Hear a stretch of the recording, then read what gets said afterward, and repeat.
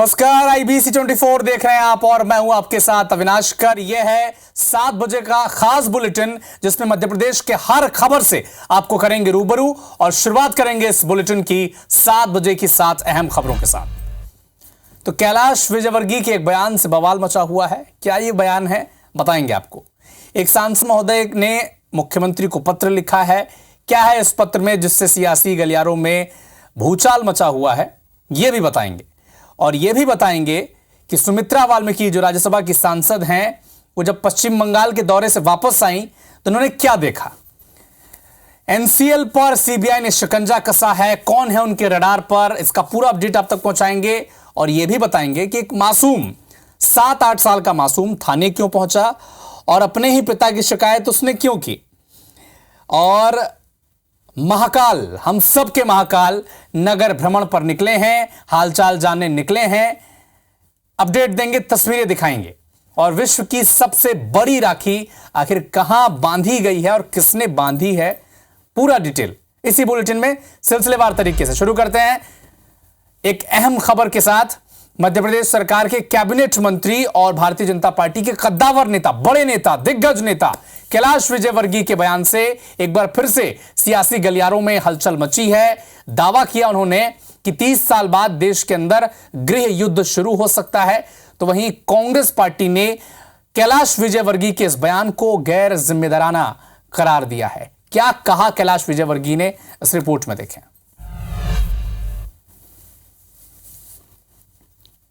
30 साल बाद इस देश के अंदर गृह युद्ध प्रारंभ हो जाएगा। कैबिनेट मंत्री कैलाश विजयवर्गीय के इस बयान ने मध्य प्रदेश की सियासत में तूफान खड़ा कर दिया। उन्होंने 30 साल बाद देश के अंदर गृह युद्ध होने की भविष्यवाणी कर डाली। क्या कुछ कहा उन्होंने, एक बार फिर सुनिए। मैं कल परसों किसी के साथ बैठा था, मिलिट्री के रिटायर ऑफिसर, वो काफी सामाजिक काम में। उन्होंने कहा 30 साल बाद इस देश के अंदर गृह युद्ध प्रारंभ हो जाएगी। ऐसी स्थिति बन सकती है जिस प्रकार की हमारे देश के अंदर डेमोग्राफी बदल रही है। हमें इसके ऊपर विचार करना है, चिंतन करना है। और जो एक हिंदू शब्द है ये कैसे मजबूत हो, इसके लिए काम करना चाहिए। विजयवर्गीय के इस बयान पर कांग्रेस हमलावर है। पूर्व विधायक कुणाल चौधरी ने करारा प्रहार करते हुए कहा, बीजेपी सत्ता नहीं संभाल सकती तो सत्ता छोड़ दे। वहीं कांग्रेस के प्रदेश प्रवक्ता नीलाभ शुक्ला ने कैलाश विजयवर्गीय को ही कटघरे में खड़ा कर दिया। साथ ही सार्वजनिक रूप से माफी मांगने की मांग की। कि इस देश के अंदर आतंकवाद फैलेगा, गृह युद्ध होगा, तो एजेंसियां कर क्या रही है, सत्ता कर क्या रही है। और अगर इनको इतना कॉन्फिडेंस है और इनके बस की नहीं है तो सीधे इस देश की सत्ता से इस्तीफा दे, इस प्रदेश की सत्ता से इस्तीफा दे। कांग्रेस पार्टी ने पहले भी इस देश के लिए जाने दिए, इस देश में कोई गृह युद्ध नहीं होने देंगे। एक बार तो भारतीय जनता पार्टी स्वर्णिम भविष्य और विकास की झूठे सब जवाब दिया, अगर सत्ता पर काबिज होती है उसके बाद फिर काबीना मंत्री यह बताते हैं कि 30 साल बाद देश में गृह युद्ध हो जाएगा। 30 साल बाद गृह युद्ध होगा या नहीं, ये तो भविष्य के गर्त में छिपा है। लेकिन कैलाश के इस बयान से मध्य प्रदेश की सियासत में युद्ध जरूर शुरू हो गया है। जिस पर विराम कब लगता है, ये देखने वाली बात होगी। Bureau report, IBC 24। तो सुना आपने कैलाश विजयवर्गीय ने क्या कहा। और इसी पर खास डिबेट 8:30 बजे देखना न भूले हमारे खास कार्यक्रम face to face Madhya Pradesh में। बढ़ते हैं आगे। ग्वालियर सांसद भारत सिंह कुशवाहा ने मुख्यमंत्री डॉक्टर मोहन यादव को एक पत्र लिखा है और सांसद महोदय ने इस पत्र में CM से एक गुजारिश की है कि नगरीय निकाय सीमा में आने वाले उद्योगों को संपत्ति कर में राहत दी जाए। यह भी लिखा है कि डॉक्टर मोहन यादव मुख्यमंत्री मध्य प्रदेश में आर्थिक निवेश को बढ़ाने के लिए लगातार कोशिशें कर रहे हैं और इसके सुखद परिणाम आने भी शुरू हो चुके हैं। बहुत बहुत धन्यवाद उन्होंने ज्ञापित किया। यह भी लिखा कि ग्वालियर के औद्योगिक संगठनों से चर्चा के दौरान संज्ञान में यह मामला आया है कि प्रदेश की नगरीय सीमाओं में भीतर मौजूद जो औद्योगिक क्षेत्र हैं उनसे संबंधित निकायों की ओर से संपत्ति कर लिया जा रहा है, जिस वजह से उद्योगों को दोहरे टैक्सेशन का सामना करना पड़ रहा है। और अगर उद्योगों को प्रोत्साहित करना है तो ये जरूरी है कि यहां से उन्हें राहत दी जाए। छोटे सूक्ष्म लघु उद्योग नगर निगम सीमा के अंतर्गत हैं, उन्हें उनसे संपत्ति कर हटाया जाए, जिससे उनके मन में भी किसी प्रकार की कोई परेशानी नहीं रहे। ऐसा मैंने मुख्यमंत्री जी से पत्र लिखकर अनुरोध किया है। तो पश्चिम बंगाल का दौरा कर वापस लौटी राज्यसभा की जो सदस्य हैं सुमित्रा वाल्मीकि, उन्होंने क्या देखा? उन्होंने गंभीर आरोप लगाए पश्चिम बंगाल की मुख्यमंत्री ममता बनर्जी पर। कहा कि ममता दहशत के दम पर पश्चिम बंगाल में अपना राज चला रही हैं। सबसे क्रूर बताया, नौटंकीबाज बताया और यह भी आरोप लगाया कि पश्चिम बंगाल में टीएमसी का समर्थन नहीं करने वाले परिवारों की महिलाओं को टारगेट किया जाता है।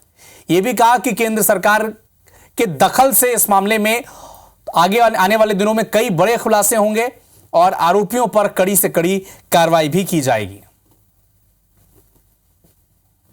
यदि किसी व्यक्ति ने किसी दल का सपोर्ट कर दिया तो उनके परिवार में सबसे पहले महिलाओं पर हमला करते हैं, और जबकि वहाँ की खुद की मुख्यमंत्री एक महिला है, लेकिन हम ये कहेंगे कि वो क्रूर महिला है। अराजकता से उसका बहुत बड़ा नाता है। जहाँ महिलाओं के बात आती है वहाँ वो मौन हो जाती है, और जहाँ पर दल की बात आती है तो वह मुखर हो जाती है। तो पश्चिम बंगाल के कोलकाता में जो कुछ हुआ, जिसका विरोध प्रदर्शन जगह जगह हो रहा है, मध्य प्रदेश में हो रहा है और सरकार की असंवेदनशीलता पर सवाल उठ रहे हैं। आगे बढ़ेंगे। ग्वालियर में भारतीय जनता पार्टी के एक नेता का वीडियो, कथित तौर पर वो जो वीडियो है वायरल हो रहा है। नेताजी हैं भीकम खटीक गाली गलौज करते वीडियो में नजर आ रहे हैं और बाकायदा वीडियो में विधानसभा के जो अध्यक्ष हैं, पूर्व केंद्रीय मंत्री रह चुके हैं नरेंद्र सिंह तोमर, उनका भी जिक्र कर रहे हैं। सांसद भारत सिंह कुशवाहा का भी जिक्र कर रहे हैं और बाकायदा गाली गलौज भी कर रहे हैं। क्या कह रहे हैं वो, म्यूट के साथ आप भी सुनिए। वो कहने स्वीकार कर ले, भाजपा का है, हमारे ही पार्षद, हमारे ही पार्षद का है, तब तो कांग्रेस का था, तब तो या भाजपा में आ गया है, वो खुला टेंडर भाजपा में है। भारत सिंह के लेटर भेजोगे तो नरेंद्र सिंह तोमर को बुरा नहीं लगेगा? लगे भैया, नरेंद्र सिंह तोमर भी तो विपक्ष में जाएगा। हमारा क्या है क्या? अरे ज्यादा ज्यादा हमें जो हाल कांग्रेस ज्वाइन कर लेंगे। वाल्मीकि हुए, कोरी हुए, जाटव हुए, मजदूरी कर रहे हैं हम तो, जहाँ कर रहे हैं मजदूरी। अब जलवा तो सही बात है। गौ का शिकर उससे डूब गई भैया, वहाँ बचाया। सिंगरौली में एनसीएल के अधिकारियों के ठिकानों पर छापेमार कार्रवाई जारी है। सुबह से ही 7 बजे से सीबीआई की टीम पहुंची है और एनसीएल के निदेशक सुनील प्रसाद सिंह समेत मुख्य सुरक्षा अधिकारी रविंद्र प्रसाद के यहां दबिश दी गई, लेकिन रविंद्र प्रसाद जो थे वो घर से नदारद मिले। इसके बाद स्थानीय पुलिस की टीम उनके घर पर तैनात उन्हें कर दिया गया है और एक सख्त वार्निंग दी गई है, निर्देश दिए गए हैं कि कोई भी व्यक्ति बंगले के अंदर प्रवेश न करे। वहीं निदेशक सुनील प्रसाद सिंह के घर 3 सदस्यीय टीम सीबीआई की पहुंची और अब मामले की जांच में वो जुटी हुई है। नेतृत्व कर रहे हैं एडिशनल एसपी मुकेश कुमार कर।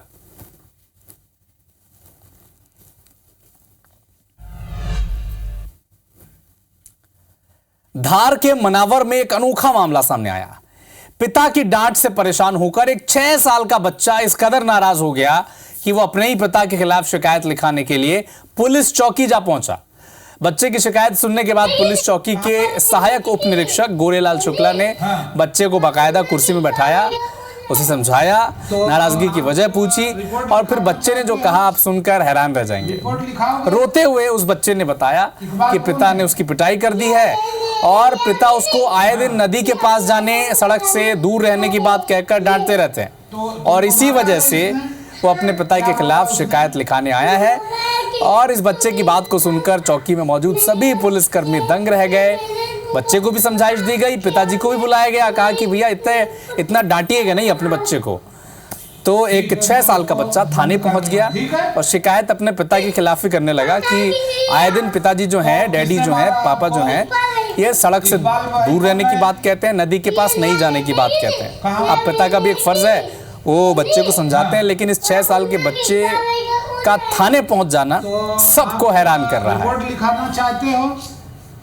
रिपोर्ट लिखा। पापा मेरे को बता रहे थे मैं नदी नहाने पे आता था फिर रोड पे आता था, फिर मेरे पापा ने डांटा, फिर मैं चल गया चौकी पे। उन्होंने बोला फिर वो स्कूल जाना, मस्ती मत करना। स्कूल नहीं जाता था और नदी पे जाता है और रोड पे घूमता है, इसलिए उसको डांटा, तो इसलिए चौकी पे रिपोर्ट लिखाने चले। दुनिया भर से मेरे पास भी फोन आ रहे हैं उसके वीडियो वायरल होने के, उसको जवाब दे दे के मैं थक गया हूँ। और अब बात करेंगे रक्षाबंधन की।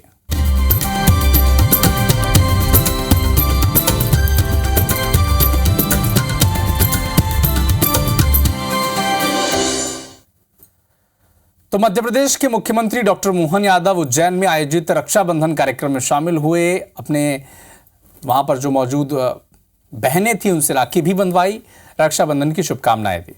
उज्जैन प्रवास के दौरान सर्किट हाउस में उन्होंने छत्तीसगढ़ के मुख्यमंत्री विष्णुदेव साय से भी मुलाकात की।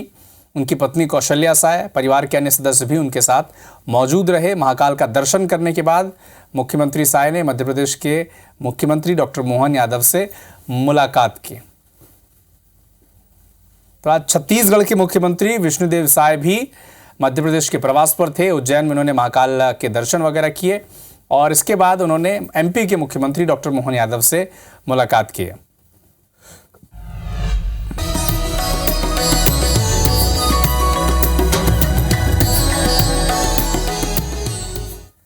उज्जैन में बाबा महाकाल की सवारी निकाली गई। सीएम डॉक्टर मोहन यादव ने सवारी में वो शामिल हुए। पालकी में सवार होकर बाबा महाकाल शहर में भ्रमण करने निकले। सावन के अंतिम सोमवार पर यह सवारी प्रथा के मुताबिक निकाली गई, जिसमें बड़ी संख्या में शिव भक्त शामिल हुए। प्रजा का हाल जानने बाबा महाकाल आज भक्तों को दर्शन देने निकले। चांदी के रथ पर सवार होकर बाबा महाकाल अपने क्षेत्र की जनता का हालचाल जानने निकले। प्रदेश के मुख्यमंत्री डॉक्टर मोहन यादव, प्रदेश अध्यक्ष भारतीय जनता पार्टी के वीडी शर्मा और तमाम शिव भक्त आज इस सवारी में शामिल हुए। बाबा महाकाल प्रथा के मुताबिक आज अंतिम सोमवार इस साल के प्रजा का हाल जानने निकले।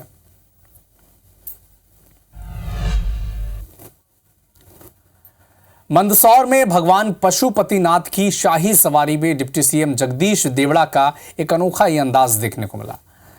तलवार वो घुमाते नजर आए और इस प्रदर्शनी का वीडियो भी अब सामने आ चुका है। डिप्टी सीएम प्रदेश के जगदीश देवड़ा भगवान पशुपतिनाथ की शाही सवारी के दौरान तलवारबाजी करते हुए नजर आए।